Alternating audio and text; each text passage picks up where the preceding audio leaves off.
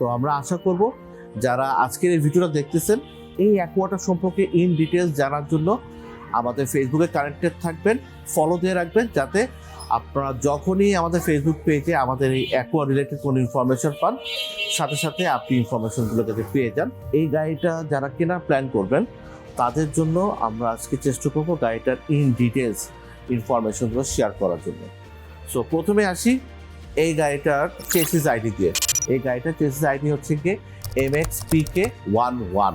এটার ইঞ্জিনটা কিন্তু খুবই কমন, এটা একটা 3 সিলিন্ডারের ইঞ্জিন। এই ইঞ্জিনটা কিন্তু ইয়ারিস ক্রস যে গাড়িটা আছে সেই গাড়িটাতে ব্যবহার করে, এবং আরও বেশ কিছু কমন গাড়ি আছে এই সেগমেন্টে যেগুলোতে ব্যবহার করা হয়। এই ইঞ্জিনটার টাইপ হচ্ছে M15। 3 সিলিন্ডার ইঞ্জিন হলেই বাংলাদেশের মানুষের ভিতরে এক ধরনের স্টিগমা কাজ করে, যেটা হচ্ছে গিয়ে এই গাড়িটা হাইওয়েতে চালানো যাবে কিনা, ভালো মতো স্পিড উঠে কিনা, এসি ঠিক মতো কাজ করে কিনা, এই ইস্যুসগুলো আসলে